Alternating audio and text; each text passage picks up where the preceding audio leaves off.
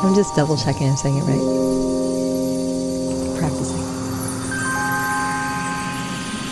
Hello, this is Truth Be Told Transformation, and I'm Bonnie Burkert, here to share tools for transformation to live your highest truth.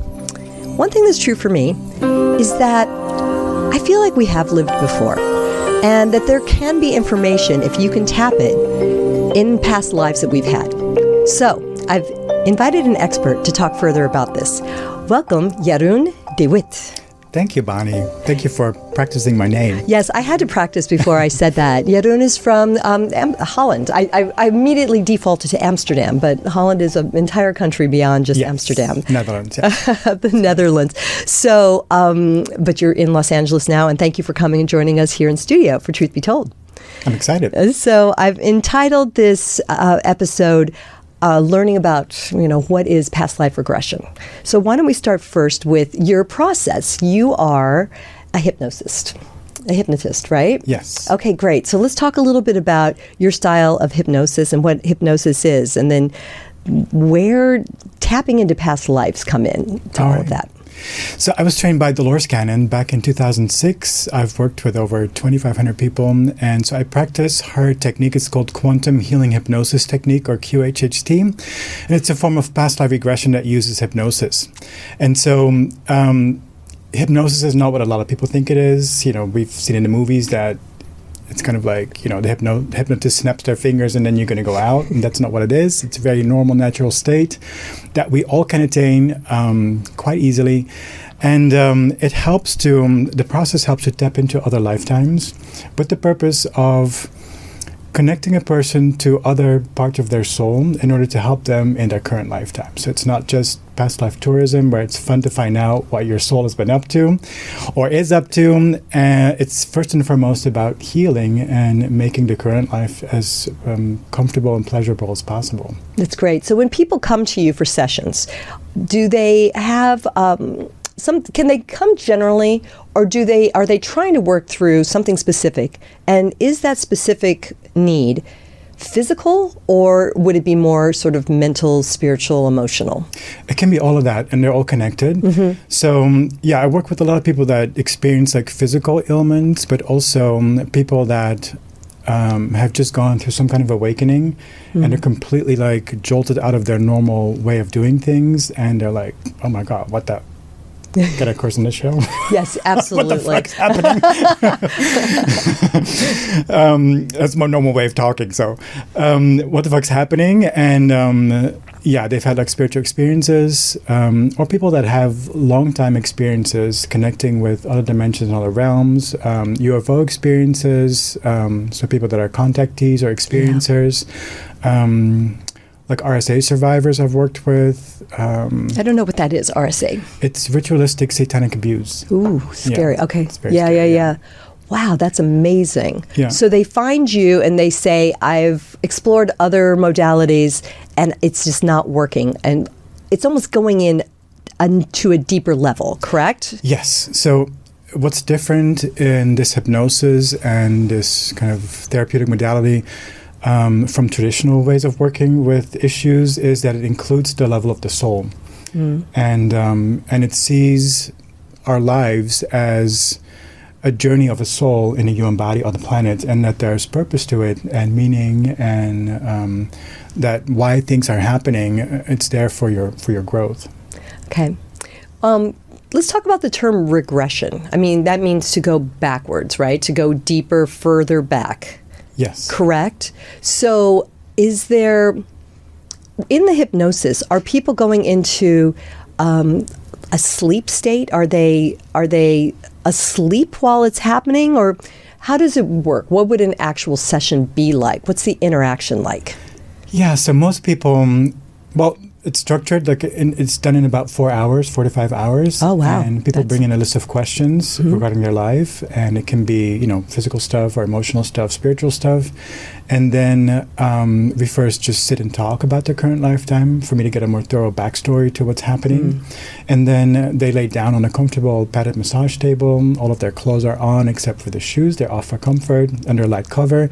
And so you just get very relaxed. And most people just are completely awake and aware throughout the process. I've had my own session done about two months ago, and I was just there the whole time. So it's not like we're going to yank you from this reality and plop you down in another one.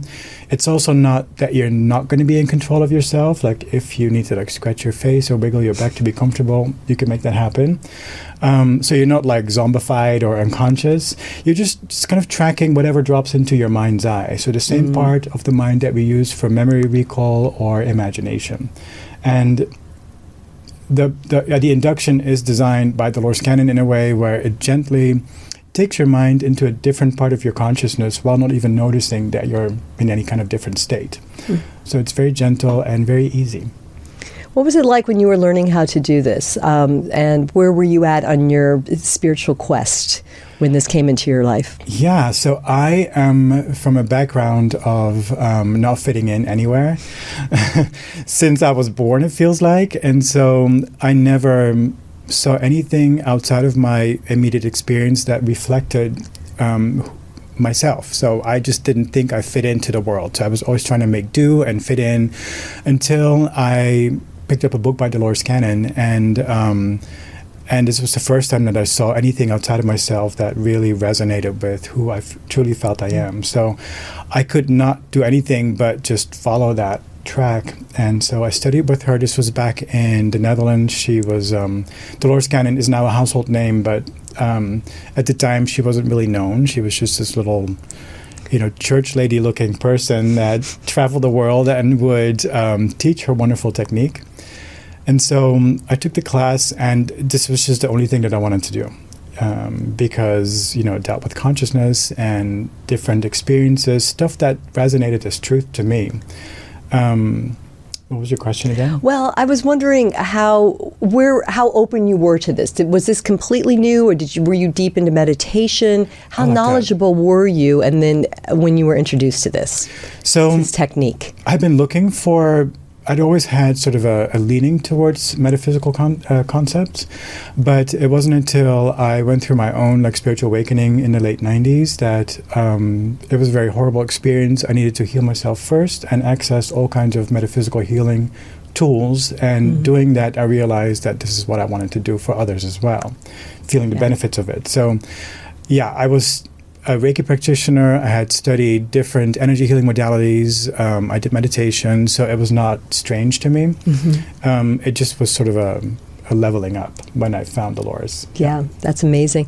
First time I ever had a past life regression session, I was brand new to all of this. So I thought it was pretty interesting. When I look back now, I think I had been to I had been studying yoga, but it was definitely more physical. I think I had been to one meditation class that helped me understand about grounding and working the energy. And then I went to some session. I remember this was in New York City a long time ago, like back in the 80s. And I think it's interesting that I found this possibility of a deeper inward look at that juncture before probably I even knew what I was looking for. Wow. To be honest. You were fast-tracking it. And maybe, and lucky me on that. But I think it would be interesting now, and it's shown up in other parts of my life in different times, in different ways. Always with a reveal. So I just want to let everyone know, I've never had a chance to work with Jeroen, but I have, in the times that it's come up, maybe in a channeled reading or something like that, if somebody says you knew this person in this life, in this scenario, right? It somehow gives me an aha and helps me to shift out of the problem that I've been having in often relationships, I would say. I've never explored it from a healing standpoint, from a physical healing, I should say. Right. But I think in terms of maybe, would you say karmas with other people? Oh, yeah, if that's helpful, you mean? Yes. The terminology is really what I'm looking for. Karma meaning maybe the lessons or what you're supposed to learn from these relationships. Totally, yes. Yeah. So it's so helpful to find out because it can display sort of, oftentimes we find ourselves judging ourselves or judging the other person, in relationship challenges. And so to find out that you've been together before and you might be trying to repair something or a do-over, or maybe you just decided to come in to become teachers for each other. in a sense where, you're creating problems for each other.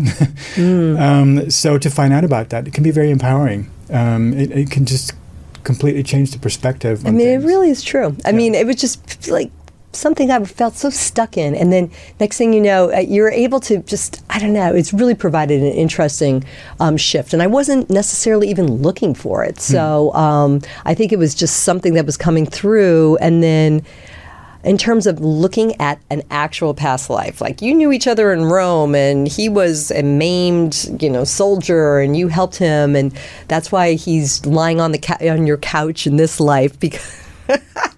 And so you had to kind of figure that out. What does that mean? It was just some of the wildest stories. So I think it's great. I'm here to share that I'm a believer specifically going into some of these stories, but I also feel with quantum healing, I mean, this is what we're talking about with you.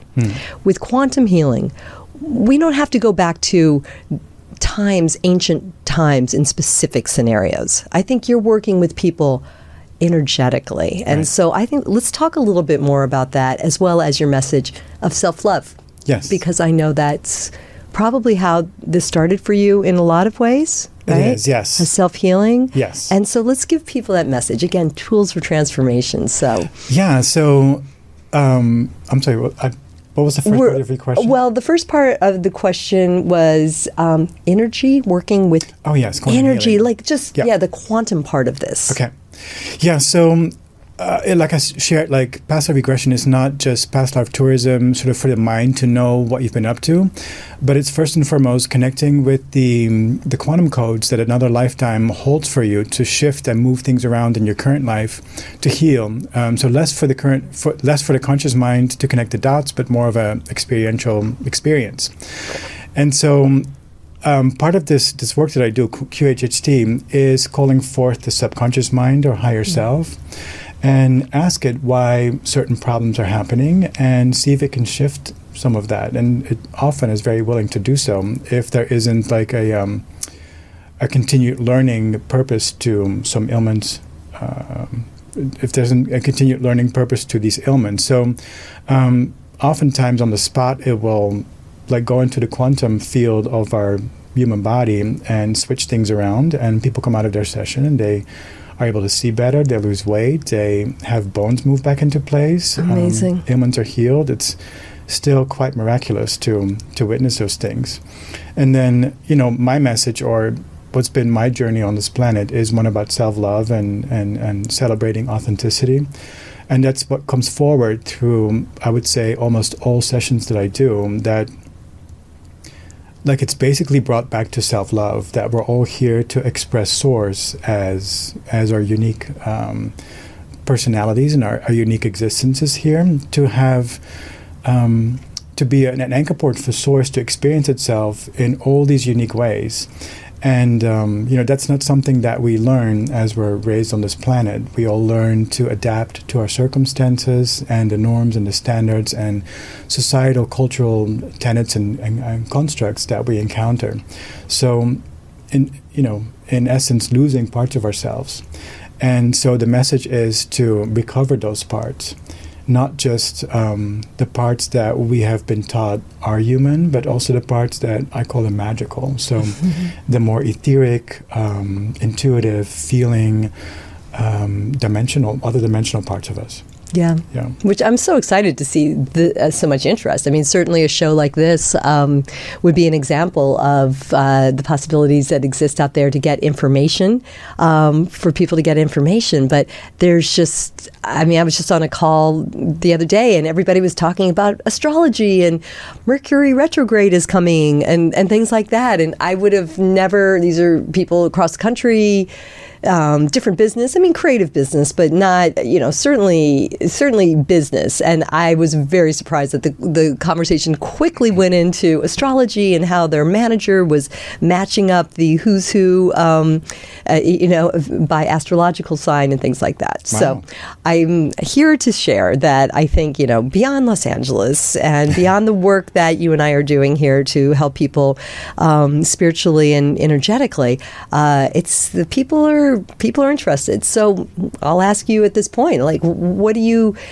I could say to you, how's business? Are people finding you? Are people wanting to look into this type of healing? Totally, yes. I mean, we are in Los Angeles, yes. But, I was born in 1971, and there was nothing like this where I grew up. Like, I was born in a small town of 3,500 people, and even the average-sized towns around, there was nothing like this.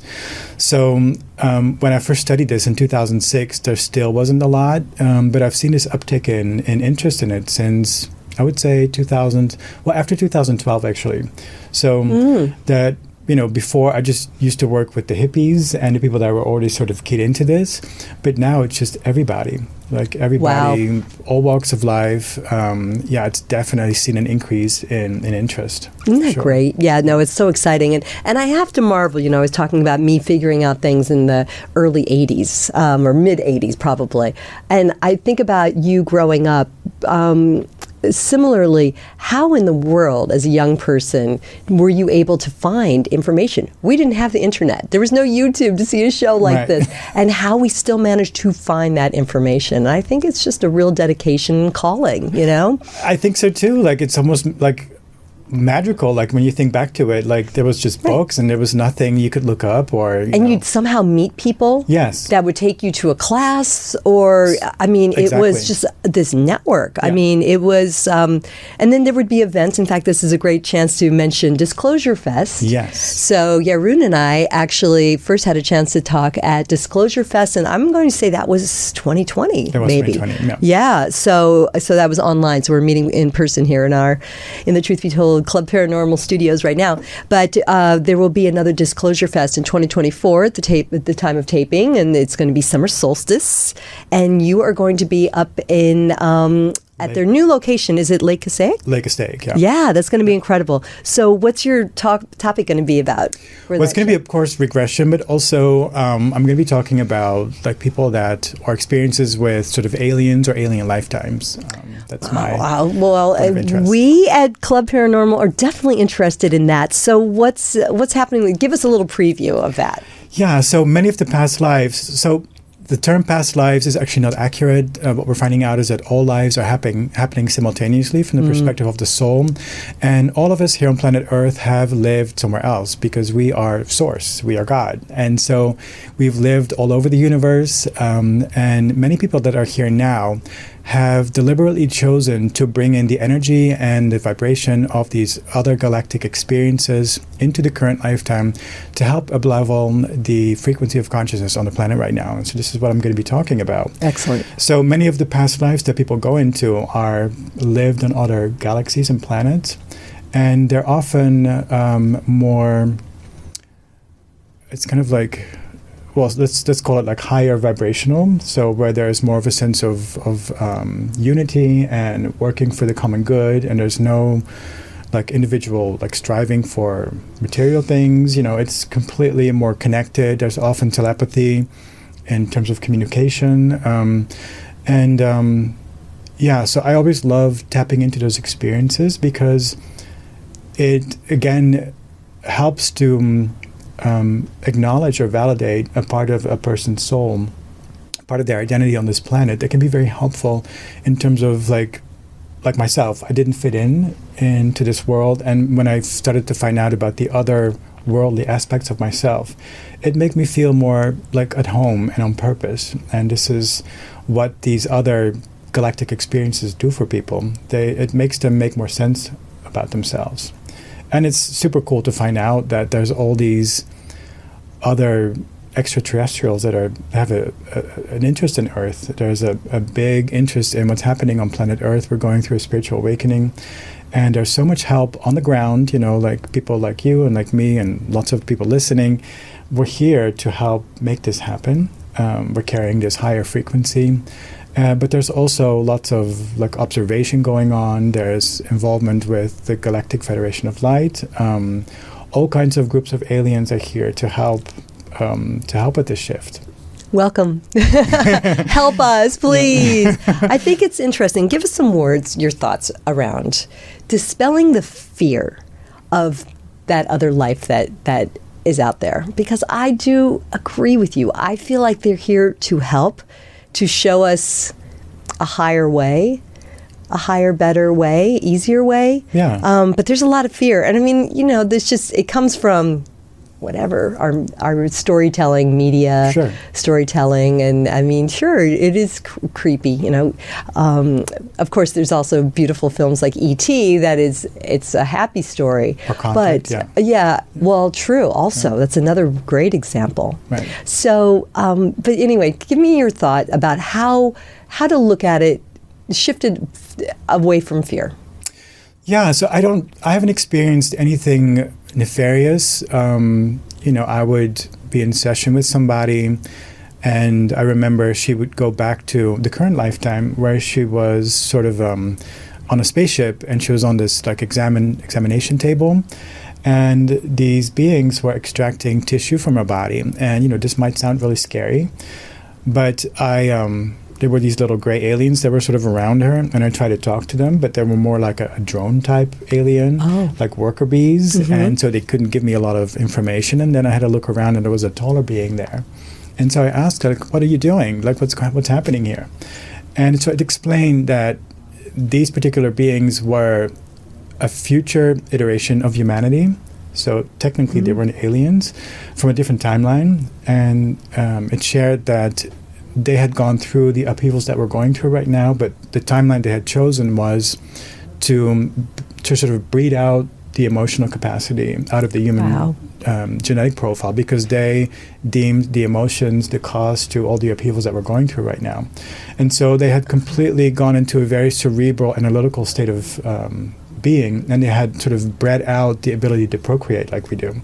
So they had been cloning themselves, but they had gone to a different planet, and they had blown that one up too, and so they lost the ability to procreate at all because the cloning wouldn't work anymore. And so they were allowed to go back to Earth, to this timeline, to create a hybrid race that would allow their evolution to continue.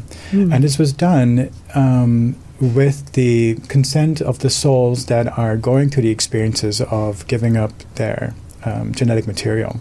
So, so there wasn't, from the point of the human, this might be like, I'm being taken up into a ship. This is scary. But again, this client was empowered by the experience, knowing that she had consented to it, and that these people were really her friends from a different plane, and they were not here to harm her, and that they felt kind of scary because they didn't have the emotional capacity that we humans have.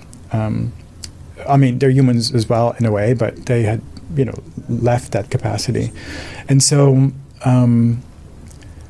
what else? Well, that's, very interesting. So how did you respond to that? So I like hearing, thank you for sharing a little bit about your clients' response to this information coming through. Right. And how did that make you feel? I mean, you're probably collecting a lot of information through these sessions to up-level yourself, to up-level your own knowledge. Right. So, does that make you feel, is there a message in that for us?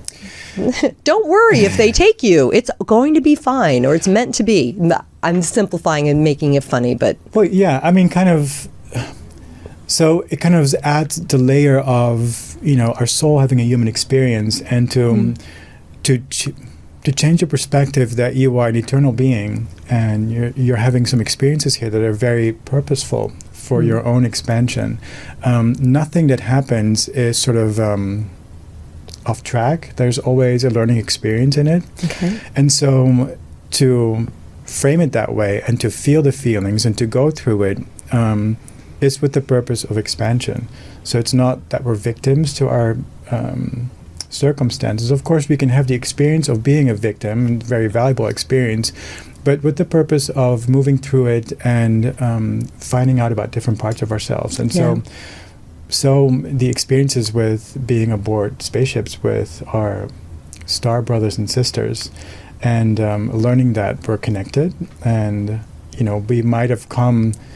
What also happens a lot is that people are in contact with these beings now, and they might be a little bit scared about it, but then they find out they were part of that. Like myself, I've been in past lives for myself where I was Pleiadian, like from the Pleiades. And I chose to come to Earth to help out with emotional clearing of the planet and human consciousness. And so this is a very common experience. It's not like special or weird. This is, I would say, like at least like 40 to 50% of my clients go into experiences like that. Wow. That's people incredible. that don't, they might have that experience, but it's just not the past life that they're shown at that time. Right, that's not coming up to be looked at because they're dealing with something else. Yes. Interesting. Yeah. All right. I would like to ask a little more about the physical healing. So I know, like you say, it goes back to what you corrected me when I was saying, or not correcting, but you acknowledge that they are all one and the same. Right. But I think, my question sort of, I want to ask, if you don't fully believe, can this still work? Like if you're going into a session with some sort of doubt, like I don't know if this is really going to work, can it still work? And then specifically, if somebody is dealing with, something serious like a cancer or something like that, I mean, I know that's kind of a twofold question, but they're definitely going to intersect, I know. Yeah, so it's hard to say. So I've had people kind of be iffy about it afterwards, and then still it would work. And then I'd have people like being iffy about it, and then it just wouldn't happen. So, definitely it helps if you believe, but it's not for sure. Yeah. It's not essential. So, yeah. Yeah. Because I've had really like amazing things happen. And it's usually because when people find out the reason why they're going through something, it starts to make sense, and they're often very willing to change their lifestyle in ways that, the message behind the ailment is being heard. And so they're totally willing to change their life in ways to accommodate the body and their own being, so the ailment doesn't have to persist. Because that's usually the reason why things are there. Yeah. Yeah. It's, I don't know, I just, when I see people that are in challenge with physical ailments, I just want to hug them and say there's so many things to look at in this. Yeah. Don't only turn your healing over to the doctors. Right. Yeah. And there's so many different reasons why this could be happening. It could have something to do with, your environment, having to learn something from it, or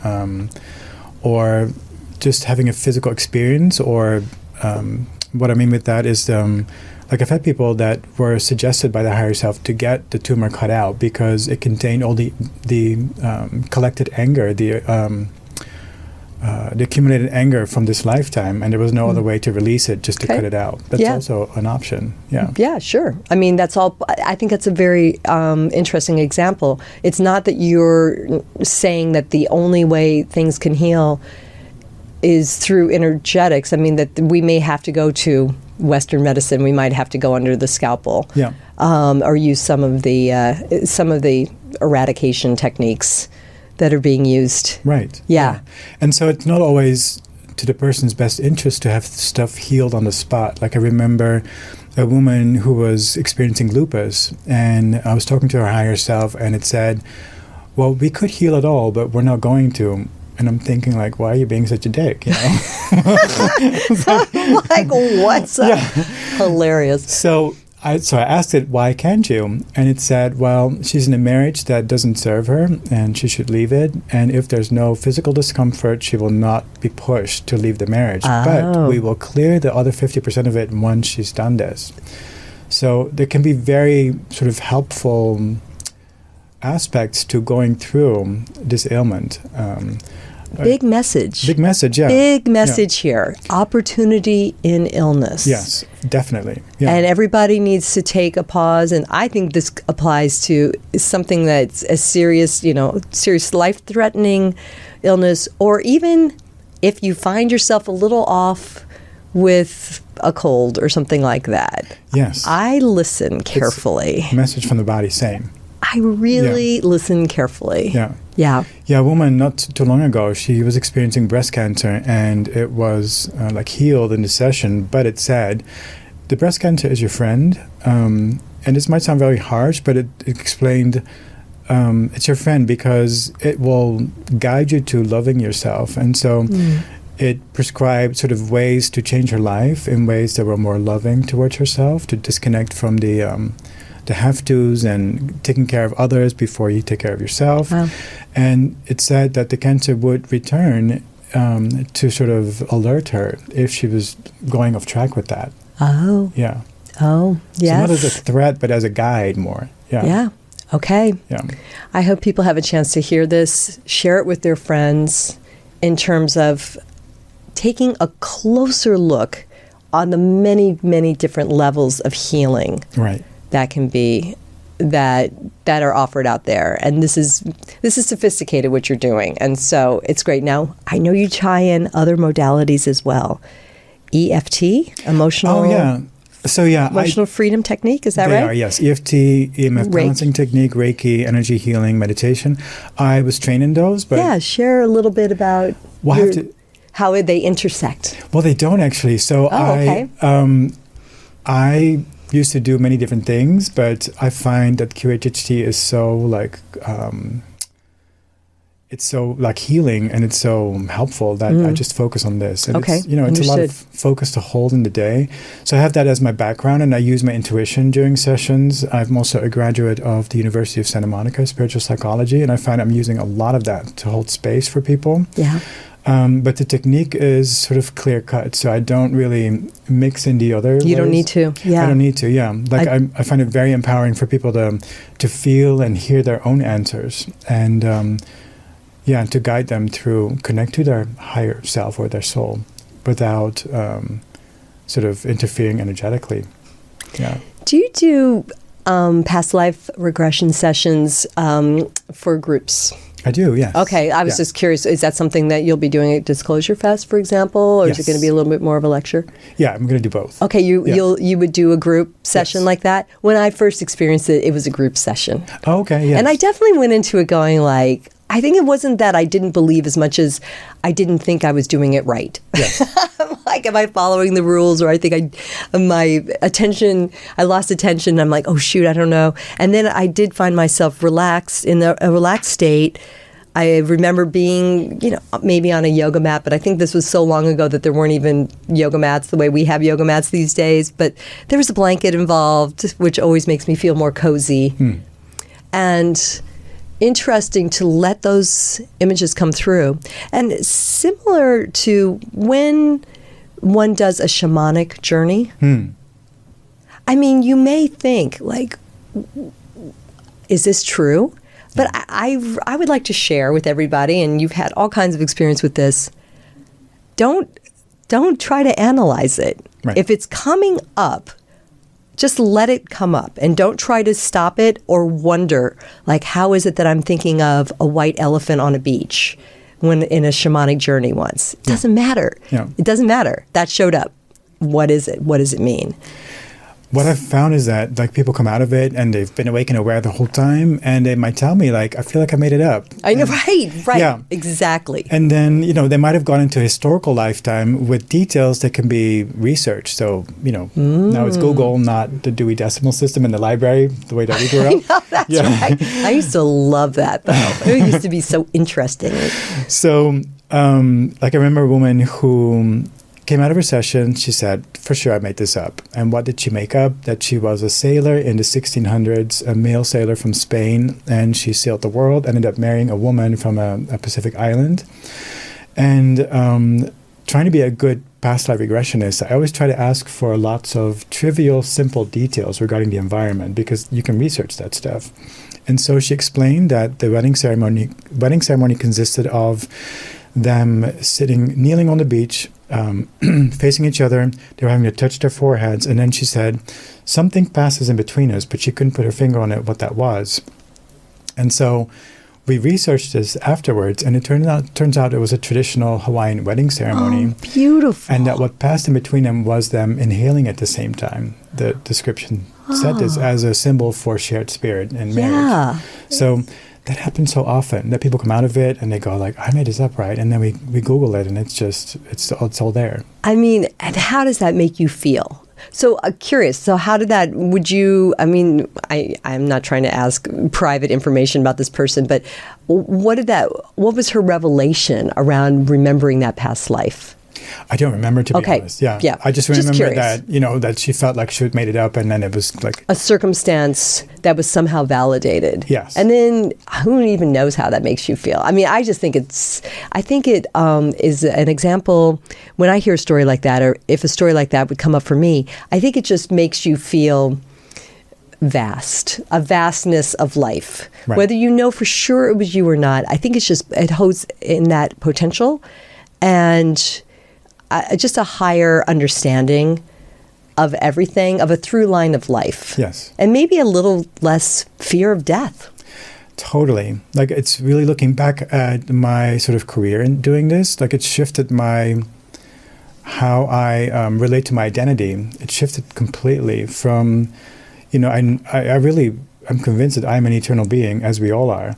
And this lifetime, I'm here for very specific purposes, and to experience as much of it as I can. And then the adventure continues somewhere else. So yeah, I'm really convinced of this. I've had so much proof. And, you know, coming from the Netherlands, which is a very cerebral, rational culture, and we're not very religious, and that has its advantages, but also disadvantages. I don't believe a lot of stuff at first, you know, sight. But having been like shown over and over that past lives or other lifetimes do exist and that we're eternal, even when people go through the death experience in a regression, it's very matter of fact, like, oh, I'm just leaving my body. You know, oftentimes if there's a traumatic death, we seem to check out before the body goes through the actual traumatic experience. And then it's like, I asked them, well, what does it feel like to no longer have a body? And they go like, oh, it's a sigh of relief. And they say like, oh, I'm so relieved. And I ask, well, what do you look like now? And they might say, I look like a younger version of myself, or like a white glowing orb, or just energy, or something wispy. And then there's good experiences. Like, there might be first sort of they call it the waiting space, where the soul goes if the life is difficult to just kind of recombobulate, where there's nothing there but just this void. And then there might be like the experience of source and the meeting of relatives from the current lifetime or other lifetimes. There might be healing taking place, depending on what you want to do, because you have a choice. If you want to go back to Earth, or if you want to learn how to become somebody's guide, you go to guide school. Or there might be other learning about forgiveness or self-love or stuff like that before you go back to Earth or somewhere else. So there's all kinds of options, but there's no hell. I've never encountered hell. Or anything bad. It's like we live in a benevolent universe, and we come to Earth to learn through difficult circumstances. This is what it's been like. We, as souls, we choose to come here to do this fast-track learning that uses duality and contrast. So to learn the joy through the sadness, to feel the black through the white, or the other way around, and yet because I've had it happen where, you know, people are on the other side, like in between lifetime, and then this new soul arrives that just came off Earth, and they go like, oh my God, look at her, she's like glowing with wisdom and consciousness, and, you know, turns out she had a really shitty life, but she went through it. But that's sort of what's coveted. To go to Earth and to have this sort of fast-track expansion, because the contrast and the density provides it. Which cannot, you know, these things cannot be learned in like more like flux and flow, like lighter dimensions, like the 5th or 6th dimensions, where we're more angelic. Yeah, there isn't that kind of contrast that we encounter here. Interesting. Yeah. That's so helpful to. I appreciate it. You know, when you bring your wisdom and help us understand this, because there's just so much potential, and I feel a lightness of being understanding this. I think there's less fear around death. Yes, totally. And I think that it feels like a purpose. And it's okay, because the regular workaday, especially if you happen to watch a little too much of regular mainstream media, not media like this, of course, it can be make one feel heavy and fearful, for sure. Yes. But let's take that specific out of it, and just more of a heaviness, and how is one to endure. So the fact that you're really giving us, one, tools, and two, just a beautiful purview of higher realms, and I'm grateful for that. Yeah, it still baffles my mind, and it keeps expanding my mind. Just this past week, I had to stretch my mind even more because this new concept was brought to me. This client was told by their higher self that they had tried this particular lifetime before, and this was a redo. And I'd never heard such a thing. So they had tried to live out their purpose in the same body, in the same life, wow. And it didn't work. So they had done a reset, and they had just come in again as the same person in the same life. Okay, so this is when you're talking about the mashup of lives, right? Of existences. Yeah, and also parallel lifetimes. Yes, that's what I'm saying. Yeah. Yeah, that's a little bit, that will be the next episode, right. I'm sure. I'm still trying to wrap my mind around that. Yeah. All right. Will you think hard about it and come back and tell us again? Please. Yeah, all right. Fascinating. I'm so excited to see you on June 21st at Disclosure Fest. You're going to be there? Yeah. Definitely want to come. Yes. All right. That'll be fun, but maybe we'll see each other before. This has been great. Thank you so much, Jeroen. Thanks for having me. All right. Oh, and tell us your website real quick so people can find you. Oh, yeah. Please, if you are in the Los Angeles area, you can connect with me. My website is Jeroen, Jeroen, QHHT, or you can also find me on Instagram and TikTok under Jeroen, Jeroen is love, my affirmation. Oh, Jeroen is love. Yes. Okay, that's wonderful. Thank you again, and definitely feeling the love. I really appreciate it. Thank you. This has been a wonderful conversation, everybody, and we're really glad that you're listening. Again, I'm Bonnie Burkert, and I do hope that you'll have a chance to follow and share Club Paranormal, the home of Truth Be Told.